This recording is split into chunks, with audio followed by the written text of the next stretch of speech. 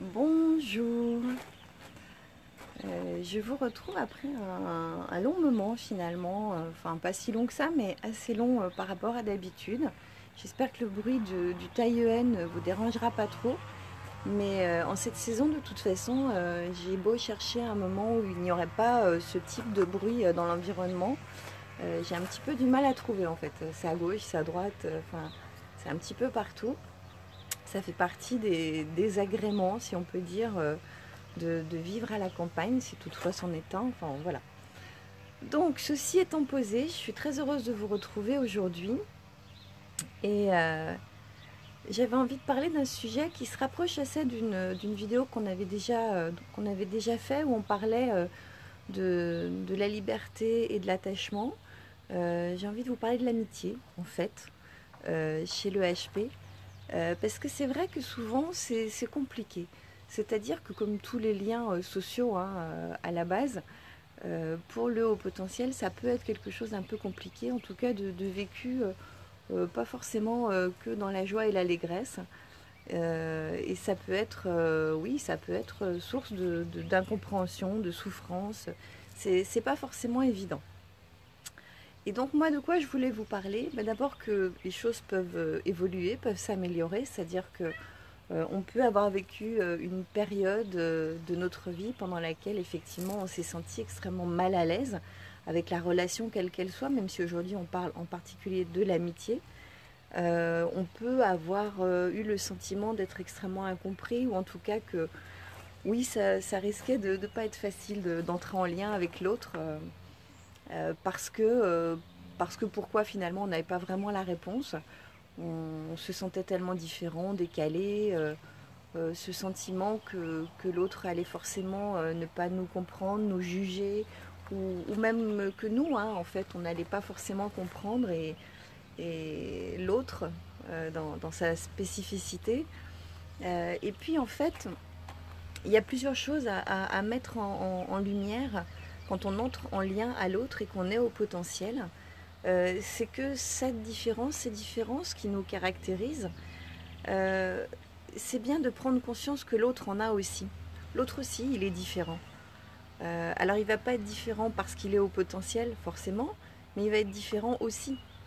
Chaque individu sur la planète arrive avec des différences. Et si on part de ce point de départ-là, on commence déjà à se détendre un peu en se disant, après tout, j'ai pas à me poser la question de savoir si l'autre va m'accepter ou m'aimer dans mes différences, parce que c'est une question idiote finalement. C'est comme si je me demandais quand j'arrive vers quelqu'un d'autre, est-ce que je vais l'accepter dans ça ou ces différences? Quand ça part de nous, on trouve ça un peu absurde. Donc pourquoi on se pose la question pour l'autre, quelque part? Alors après, on se pose la question pour l'autre parce qu'effectivement, on se sent décalé dans notre vision du monde, on se sent un peu seul aussi par rapport à notre façon d'aborder ce qu'on appelle les liens d'attachement. On aurait quand même tendance, quand on aime, à aimer vraiment intensément, à ne pas aimer, pareil, de la même façon, assez intensément aussi. Et ben, on fait un petit peu comme tous les êtres humains, pas seulement les HP, on transfère. On croit que l'autre, il va réagir exactement comme nous, on pourrait le faire. Et non, en fait, pas forcément. Et puis, il y a aussi autre chose, c'est qu'en amitié, euh, on risque, quand on est au potentiel, et ça, il faut faire très attention, mais dans tous les liens où il y a de l'affection, de basculer dans ce qu'on peut appeler la dépendance affective. D'avoir un besoin démesuré de ce que l'autre pourrait nous renvoyer, de ce que l'autre pourrait nous donner, nous apporter. Et là, par contre, ça pourrait être dangereux. Donc je crois que c'est le seul point vraiment véritable où le haut potentiel doit être extrêmement vigilant, c'est de ne pas basculer dans cette dépendance affective. Mais en dehors de ça, on risque pas grand-chose à entrer en relation avec l'autre. Que ça se passe bien ou pas, de toute façon, on est des êtres humains tous très différents et ça se passera pas forcément toujours bien. On s'entendra pas forcément toujours bien, ou on s'entendra pas forcément toujours bien, surtout. Euh, le truc, j'en parle souvent et j'en parlerai de plus en plus parce que je l'expérimente au quotidien et je me rends compte, c'est vraiment important d'écouter notre intuition. Parce que parfois, il y a des gens qui se présentent très bien et d'autres qui ne se présentent pas forcément très bien, enfin en tout cas ça va être une impression. Et si on commence à juger là-dessus, il faut faire très attention. Moi j'écoute beaucoup de plus en plus mes ressentis en fait. Qu'est-ce que je ressens en présence de l'autre? Est-ce que je me sens bien déjà en présence de l'autre? Comment je me sens au fur et à mesure qu'on avance dans l'échange par exemple, ou simplement dans la présence de l'autre, parce qu'on assiste à un échange entre deux autres personnes, mais on est là, on est dans le cercle. Et de plus en plus, je fais très attention à ça. Et si je me sens pas bien, je mets pas ça sur le dos de l'autre. C'est pas que l'autre est nul, con ou ce que vous voulez. C'est que moi, je me sens pas bien à cet endroit-là. Et l'autre n'est pas forcément impliqué dans ce ressenti-là. Je suis pas bien, je m'en vais, je vais voir ailleurs si j'y suis. C'est pas grave. Et puis si je me sens bien, je reste. J'essaie de voir comment ça peut se passer. Qu'est-ce qu'on a à découvrir les uns des autres. Et de plus en plus, je fonctionne comme ça. Et de plus en plus aussi, et ça je pense que c'est important pour un haut potentiel de l'entendre, je me pose pas me pose pas la question de savoir si l'autre, je vais lui plaire, si il va m'aimer, s'il va apprécier ce que je vais dire, ou comment je vais me comporter. Bien sûr qu'on part dans l'idée que ça se passe bien, hein, on va pas se mentir. Mais je suis pas dans cette espèce de jeu de séduction à tout prix, parce que dans l'amitié il y a aussi ça, hein. Je m'en fous un peu en fait, c'est-à-dire que j'ai de plus en plus envie que le lien soit authentique. Et pour que le lien soit authentique, il n'y a pas 50 solutions. Je dois être qui je suis. Et on verra bien. Et on verra bien. Tu vas aller voir ailleurs si tu y es, Aurélia. Ti amo. Anche ti amo. Pardon pour cette parenthèse. La belle amitié, c'est ça aussi. C'est de pouvoir ne faire que passer sur le direct d'une amie et se dire que tout est ok, que tout va bien, parce que c'est la vie, parce que c'est comme ça et parce que l'amour dépasse aussi les attentes. Parce que ça aussi, c'est un truc qui peut pourrir les relations. C'est-à-dire qu'on entre en relation à quelqu'un, et parce qu'on entre en relation à quelqu'un, on va commencer à projeter sur ce quelqu'un des attentes qui peuvent très vite se transformer en des exigences, en fait. Et c'est là où ça bascule dans quelque chose d'extrêmement toxique, finalement, pour soi comme pour l'autre.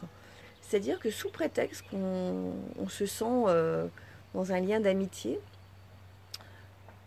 on se trouve un petit peu en droit d'exiger que l'autre soit présent à tel ou tel moment, qui nous appelle au moins tant de fois par semaine, par mois, machin. Et puis on commence à tenir un espèce de carnet de compte, de comptabilité. C'est ce qu'on fait avec les chiffres normalement. Et ça pourrit tout. Ça pourrit tout parce que c'est pas ça le lien à l'autre, c'est pas ça l'amitié. Y a des gens, parfois, on va passer très longtemps sans les appeler. En revanche, ça va être difficile de matérialiser le fait qu'il ne se passe pas un jour sans qu'on pense à cette personne, sans qu'on y pense avec le sourire en se disant j'espère qu'elle va bien, voilà, j'espère que sa vie va bien. Il faudra que je pense quand même à l'appeler pour qu'elle me confirme tout ça, puis qu'on arrive à se voir, etc. Le lien que l'on a aux autres n'est pas forcément un lien dans l'attachement dans le sens de l'enchaînement avec des boulets aux pieds, quoi.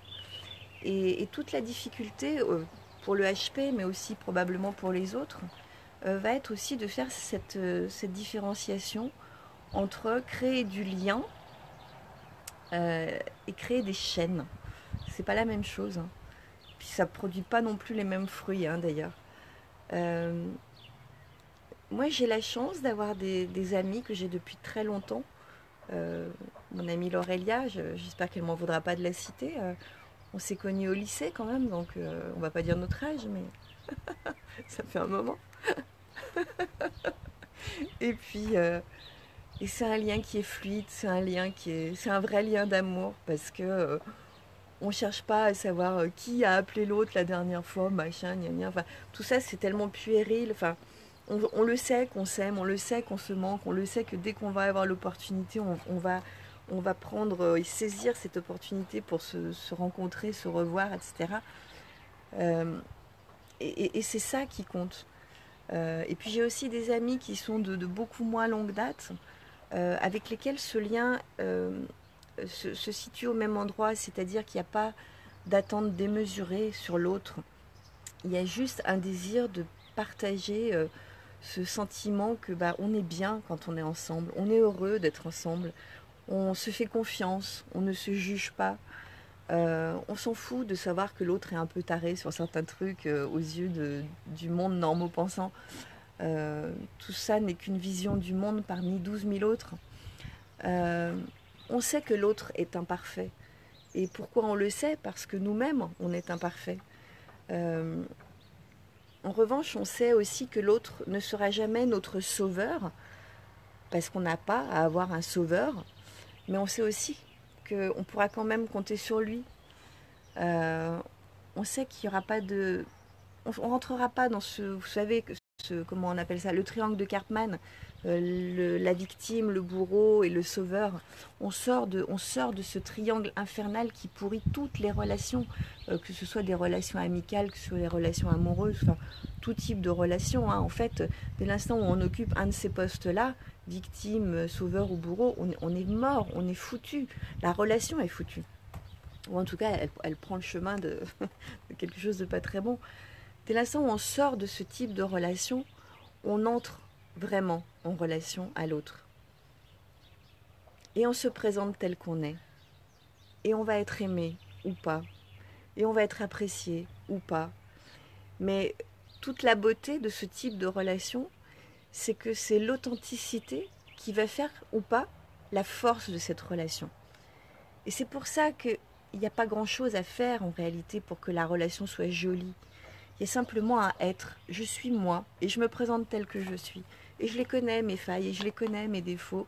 Et je sais sur quel plan je peux délirer et que ça peut sembler beaucoup trop délirant aux yeux de plein d'autres. Mais je m'en fous. J'ai un cercle d'amis avec lesquels on se rejoint sur ce genre de choses. On se rejoint sur nos délires, on se rejoint parfois aussi beaucoup sur nos valeurs. Je sais pas, c'est beaucoup plus simple que ça en a l'air en réalité. Et dès l'instant de toute façon où on commence à se poser trop de questions, à être beaucoup trop dans le mental finalement, on se met à tout pourrir. Et ça, c'est une vraie difficulté du haut potentiel, de lâcher ce foutu mental qui nous pourrit quand même bien l'existence depuis très longtemps, un peu trop longtemps d'ailleurs. Et on s'aperçoit que quand on le lâche, ça va beaucoup mieux. Moi, j'ai mis longtemps, à part effectivement quelques relations qui existaient depuis longtemps, j'ai mis longtemps avant d'entrer vraiment à nouveau dans de très belles relations. Pas parce que je rencontrais pas de belles personnes, parce que j'ai probablement rencontré des personnes magnifiques, mais je n'ai pas su leur ouvrir la porte. Mais parce que dès l'instant où je me trouvais en face de quelqu'un, c'est mon mental qui se mettait à prendre les commandes en fait, et à se dire comment je vais me comporter, est-ce que ça je peux le dire, est-ce que ça j'ai le droit de le penser, et qu'est-ce que l'autre y pense quand je dis ça et quand je fais ça, enfin ça devenait du grand délire, quoi, du grand n'importe quoi. Et l'autre, en dehors des mots que vous prononcez, en dehors du langage verbal, il y a tout le langage non verbal qui intervient. Ouais. Et le langage non verbal, ça peut vous aider puissance 1000, mais ça peut aussi vous bousiller. Parce que vous arrivez parfois avec de bonnes intentions en vous disant, bon là je vais entrer en relation, je pars vraiment avec l'idée d'entrer en relation, mais je ne sais pas bien entrer en relation, j'ai pas l'habitude, j'ai pas forcément peut-être assez d'estime de moi, etc. Enfin bon, il y a beaucoup de choses, on est toujours là, hein, d'accord, dans le mental. Mais en dehors de toutes ces questions que vous vous posez, il y a une chose qui va être présente malgré vous, c'est votre énergie. C'est l'énergie que vous dégagez en présence de l'autre. Et moi, je l'ai vécu, hein, je peux vous dire, et j'ai vécu les deux du coup. Moi, j'ai vécu cette énergie plombante que je me traînais en face de quelqu'un comme ça. Et l'autre, ce qu'il voyait, ce qu'il ressentait, c'était ni les mots que je disais, ni le plus grand sourire que je voulais bien offrir à l'autre. Ce qu'il ressentait, ce qu'il voyait, c'était cette énergie plombée, comme ça, qui devait venir l'étouffer aussi, qui devait venir le plomber. Et quand on ressent ça, mais vous imaginez, n'importe qui, c'est un pas en arrière. c'est pas un pas en avant. On se dit même pas, ah ouais, non mais j'ai un côté sauveur, je vais quand même écouter. Mais que dalle, on se sauve, on veut pas vivre ça. Et c'est pas contre l'autre, c'est contre cette énergie qui est dégagée et qui est insupportable. Mais qui est insupportable pour l'autre, au même titre qu'elle est insupportable pour soi. Et en tant que HP, on a pu vivre ça.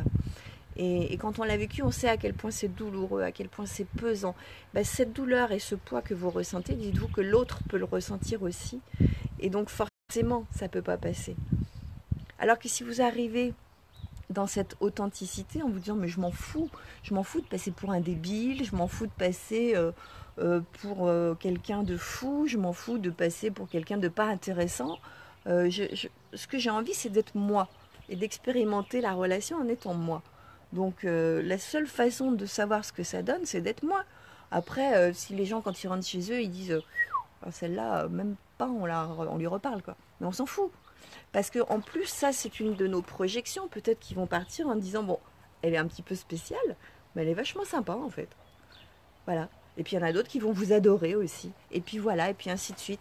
On ne peut pas être aimé par tout le monde.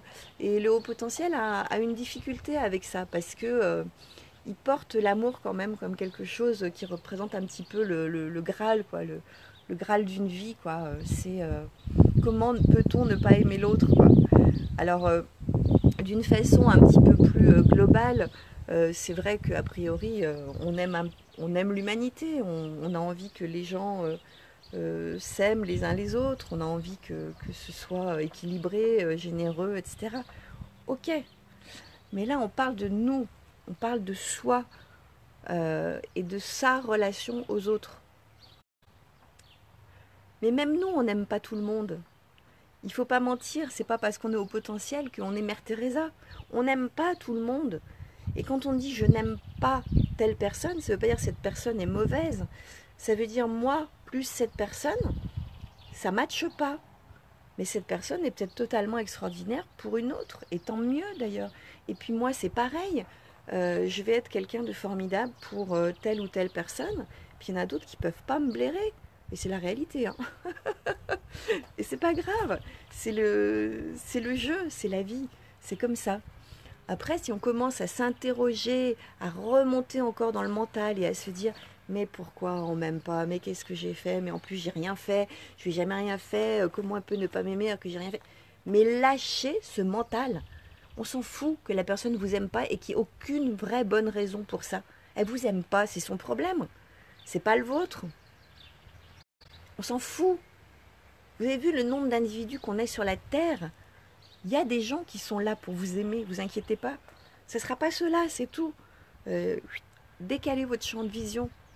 Oubliez, ils n'ont pas besoin de vous. Vous n'allez pas leur courir après quand même, vous n'êtes pas des boulets, quoi. À un moment donné, c'est ça, de lâcher cette idée de vouloir être aimé de tous. On peut pas. Alors attendez, je vais vous lire parce que j'ai vu passer 12 000 trucs. Laurent, j'ai pas un côté sauveur, mais sauvage. Et souvent le non-verbal me trahit et les gens ne m'approchent pas. Alors c'est marrant, ça, moi je ne l'ai pas vu ton côté sauvage.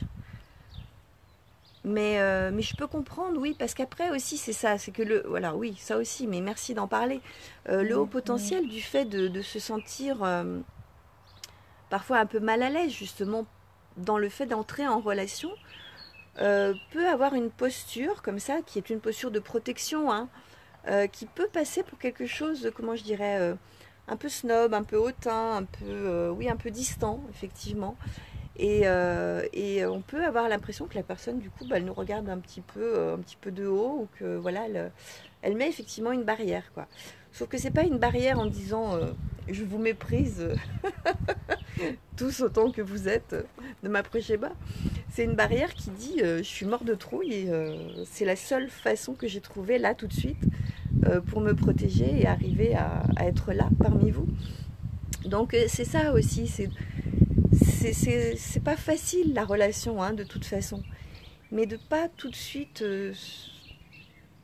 plonger dans le mental avec des idées qui n'ont pas de sens en fait. Alors attendez, je vais vous lire parce que moi c'est sûr, j'aime pas beaucoup de monde. Sûrement parce que j'ai trop ancré que les gens ne m'aimaient pas. Mais oui ou non, je sais pas, parce que tu sais en fait, aimer beaucoup de monde, ça veut rien dire. Enfin, je sais pas. C'est pareil, là, est-ce qu'on se remet à faire des comptes? Il y a des gens qui aiment 500 personnes. Puis il y en a d'autres qui aiment 12 000 personnes. Celle qui aime 12 000 personnes est meilleure que celle qui en aime 500. On s'en fout, en fait. Je veux dire, le truc, c'est pas de savoir si t'aimes beaucoup de gens ou pas, c'est de savoir comment tu te sens quand tu es avec les gens. Quand tu es avec les gens que tu aimes, tu te sens super bien, tu es heureux dans ta vie, tu es heureux de te lever le matin, tu trouves que ton cercle d'amis, il est chouette, tu es heureux de l'environnement que tu as su créer autour de toi, bah ça suffit, il n'y a pas besoin qu'il y ait 300 milliards de personnes autour, sauf si tu veux faire le Stade de France, quoi. Et encore, même quand tu fais le Stade de France, je pense à Johnny, la plupart des gens aimaient ce qu'il faisait, peut-être que tout le monde n'aimait pas forcément la personne qu'il était, donc ça veut rien dire tout ça. Oui, mais avec toi, Cathy, c'est différent car on se comprend ou tu me comprends. Ton énergie, etc. Ah bah oui, non mais nous on s'aime, qu'est-ce que tu veux que je te dise? C'est toujours pareil. Cécile, hein, si tu nous regardes, c'est valable pour toi aussi, ma chérie. Alors, attendez, je vais aller voir. Non, là c'est que des coucous, je crois. Oui, mais du coup je vais vous dire bonjour, parce que j'ai rien regardé ce matin. Alain, bonjour.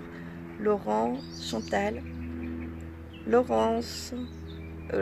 Bon bah du coup j'ai tourné le truc, mais je vous le remettrai, hein, vous inquiétez pas. Lo, Christine, Sandrine, Lulu, Anne. Ah bah c'est revenu, bon bah voilà, comme quoi hein, je tripatouille l'écran et ça marche quand même. Voilà, non mais c'était vraiment important pour moi de vous partager ça sur l'amitié parce que le HP s'interroge vraiment beaucoup sur les relations qu'il a aux autres en se disant que bah, comme il est décalé, comme il est différent, il va falloir qu'il trouve que des hauts potentiels s'il veut avoir des liens sociaux. Et c'est pas vrai. C'est pas vrai. Je suis désolée, c'est pas vrai. Il va falloir qu'il ait des gens, effectivement, qui aient une ouverture d'esprit particulière, qui sont en capacité à élargir leur vision du monde. Voilà, ça oui, c'est vrai. Mais ça, c'est pas un critère qui n'appartient qu'au potentiel. On n'est pas une élite, hein. On a des particularités, on a des caractéristiques. Une fois qu'on les connaît bien, on fait attention parce que ça peut être risible, hein, parfois ces caractéristiques, et on le sait. Mais il y a des tas de gens dans le monde qui ne sont pas au potentiel et qui ont une belle ouverture d'esprit, une belle ouverture de cœur avec lesquels on va pouvoir créer des liens formidables et avec lesquels on va avancer. Mais encore une fois, une des clés essentielles, ça va être vraiment d'arriver dans le lien à l'autre en totale authenticité. Et en partant avec cette idée que oui, l'autre peut ne pas m'aimer. Oui, l'autre peut ne pas se sentir bien avec moi. Mais je suis OK avec ça. Tout comme ça peut être pour moi, hein, parce qu'après on dit ah oui, on m'aime pas, machin. Mais parfois c'est moi qui ne vais pas à l'autre. Et dans ces cas-là, je ne travaille pas mon mental autant. Hein, donc voilà, c'est bien de remettre aussi les choses à leur place. C'est pas parce qu'on est au potentiel qu'on aime tout le monde, et donc les autres, bah, c'est la même chose. Entrer en lien à l'autre, parfois ça peut sembler un peu compliqué, effectivement, si on est dans cette crainte du jugement, de cette incompréhension, etc. Mais dès l'instant où on lâche tout ça et qu'on arrive en se disant, et le HP aime ça, hein, je vais expérimenter, je vais faire l'expérience de ça donne quoi qui je suis avec les autres. Bah après c'est beaucoup plus simple. Et moi aujourd'hui quand je suis en relation à l'autre, sauf cas exceptionnel, ça peut encore arriver, hein, pas non plus. Mais globalement, je suis qui je suis tout le temps. Je suis la même personne que vous me croisiez devant l'école, que vous me croisiez au supermarché, que vous me croisiez dans mon travail, que vous me croisiez avec mes amis. Je suis la même personne. Et bien sûr que je ne plais pas à tout le monde, mais je m'en fiche aujourd'hui. Et je m'en fiche pas en me disant oh, c'est des imbéciles, ils m'aiment pas. Non, non, pas du tout. Ils ont tout à fait le droit de pas m'aimer. Je me dis juste bah ok, je suis ok. D'abord, j'ai déjà du mal à gérer mon temps.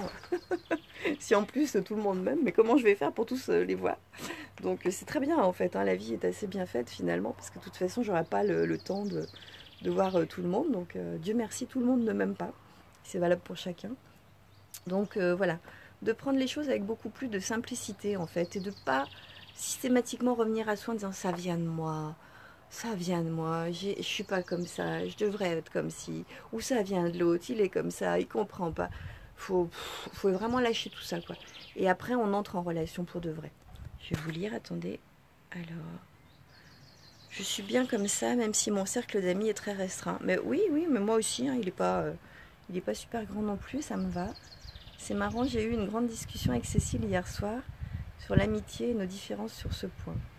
Elle plus ouverte et moi bien moins car plus centrée sur moi. Ah oui, on a vu ça hein, d'ailleurs. Non mais je te taquine Laurent. Mais bien sûr que chacun a une relation à l'autre qui est différente. Il y a des gens qui vont être très spontanément, qui vont aller vers les autres très facilement, qui vont pas avoir cette peur d'aller à l'autre. Bonjour, moi c'est Cathy, comment vas-tu? Je suis ravie de te rencontrer, machin, qu'est-ce que tu fais? Nana, bon. Et puis il y en a d'autres qui vont plutôt attendre qu'on vienne à eux. Mais il n'y a pas une vérité, il n'y a pas une posture qui est la meilleure en fait. C'est la posture la meilleure, c'est la posture qui vous convient à vous, qui vous fait pas mal au ventre quand vous le faites, quoi. Parce que si on se fait violence, c'est atroce, quoi. Alors, cela dit, moi au début, quand je me suis présentée aux autres vraiment en étant qui j'étais, je dis pas que j'avais pas une petite crainte quand même à l'arrière de mon petit vélo dans la tête, hein, qui dit oh là, ça se trouve, tu vas te faire mais détester, quoi. Si, un petit peu au début quand même. Mais, euh, mais j'y suis allée en me disant c'est pas grave. C'est pas grave parce que sinon la réponse tu l'as jamais. Tu sauras jamais si on peut t'aimer pour qui tu es, mince. C'est quand même dommage quoi. T'étais pas venu sur la terre pour te poser la question dans ton coin et jamais expérimenter de savoir si oui ou non quoi finalement. Et d'être authentique, bah oui, ça apporte bah, finalement peut-être les bonnes personnes. Voilà, en tout cas les personnes qui vous aiment pour qui vous êtes, ce qui est déjà plutôt pas mal quand même. Bonjour Camille. Donc voilà. Après, c'est vrai qu'il y a aussi des moments de la vie où ça peut être plus ou moins difficile. Notamment, moi je sais qu'à l'adolescence, il y a certains moments, je sais que j'étais hyper coincée, quoi. Et quand je dis coincée, ouais, coincée, quoi. Et j'étais pas coincée tout le temps. Il y a des gens avec lesquels je l'étais pas parce que je me sentais hyper en confiance. Et là, ça pouvait être top délire. Mais il y a d'autres personnes avec lesquelles j'étais hyper coincée, quoi. C'est tellement peur de pas savoir quoi faire, de pas savoir quoi dire, que ça se voit trop finalement que j'étais différente. Enfin, vraiment, oui, il y a aussi des périodes de la vie où on peut vivre ça avec une douleur un peu plus intense aussi, hein. Mais là, c'est pareil, ça se travaille en se rapprochant d'une petite communauté. C'est ce que disait Laurent, c'est-à-dire qu'à un moment donné, au lycée, il y a le garçon et la fille populaire. Hein, ça existe toujours, hein, je pense à toutes les époques ça a existé, donc il n'y a pas de raison. Il y a les souffres-douleurs, il y a les réservés qui essayent de se fondre avec la tapisserie du couloir du lycée. Il y a, enfin, voilà, il y a tous les protagonistes on peut rejouer la scène à n'importe quelle époque. Hein. Euh, on peut être à n'importe quelle place et quand même avoir un cercle d'amis. Alors ça va être un cercle d'amis qui sera différent selon effectivement l'équipe dans laquelle on joue à ce moment-là. Mais rien n'empêche d'avoir des amis, rien n'empêche de grandir avec des liens et des liens qui soient sincères. Hein. Il n'y a pas... quand il n'y a plus d'enjeu, ça fonctionne. C'est quand il y a un enjeu que ça devient compliqué en fait. Et évidemment que quand on est à l'adolescence, il y a beaucoup d'enjeux souvent. En tout cas, il y a beaucoup d'enjeux qu'on croit avoir. Voilà, il y a l'enjeu de la séduction, il y a l'enjeu de prendre sa place dans un groupe, dans une communauté, de ne pas faire tâche. Hein, voilà. Et on se met beaucoup la pression avec tout ça. À partir du moment où on commence à lâcher ça, même en étant beaucoup plus jeune, je pense que ça peut fonctionner aussi. Parce que très sincèrement, par expérience aussi des personnes que j'ai en rendez-vous, en contact, à part la période du collège qui est très compliquée parce que, je vais dire un truc qui plaira pas à tout le monde, mais c'est pas grave. C'est une période vraiment très concon, hein. Excusez-moi de ce que je viens de vous dire, mais c'est vraiment une période ultra concon. Et du coup, ouais, là, les liens sont compliqués quand même dans l'ensemble entre les individus. Euh, voilà, bon, par contre, à partir du lycée, je pense qu'il n'y a pas de souci voilà, pour jouer cette fameuse carte de l'authenticité et, euh, et d'entrer en lien avec beaucoup plus de facilité et de lâcher toutes ces craintes que le mental peut avoir, c'est complètement envisageable. Voilà. Je vais vous laisser là, parce que ça fait déjà un petit moment que je vous parle. On n'a pas été coupé, ce qui est tout à fait extraordinaire. Pardon, je regarde de partout parce que j'ai mon petit chat qui me tournait autour. Je voulais vous le montrer, mais maintenant que je vais vous le montrer, bah, il est parti évidemment. Hein, voilà, tant qu'à faire. Je vous souhaite une belle journée. Je voulais aussi vous dire que si j'avais été absente pendant un certain temps, c'est parce que j'ai dû accompagner quelqu'un qui a beaucoup compté dans ma vie, qui compte beaucoup dans ma vie, et qui est décédé, voilà, jeudi dernier. Et en bonne HP que je suis, j'ai tenu à vivre ça totalement, intensément, autant dans le chagrin que dans la joie de retrouver les miens avec lesquels on se rejoignait dans le chagrin et l'amour. Voilà. Donc je ne vous ai pas abandonné, mais je me suis consacrée à quelque chose qui était vraiment extrêmement important pour moi. Et je reviens tout doucement, voilà. Et puis voilà, je ne sais pas quand on se revoit, mais maintenant on va essayer de se revoir de façon régulière. Parce que, voilà, parce que malgré la mort, la vie continue. Et parce que de toute façon, je pense que les gens qui nous ont quittés et qui nous aimaient n'ont pas envie qu'on s'enterre nous aussi de notre vivant.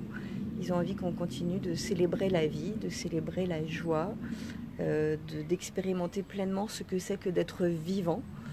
Et j'ai bien l'intention de le faire, voilà, donc aussi avec vous. Et je vous remercie d'être là et on se retrouve donc très bientôt.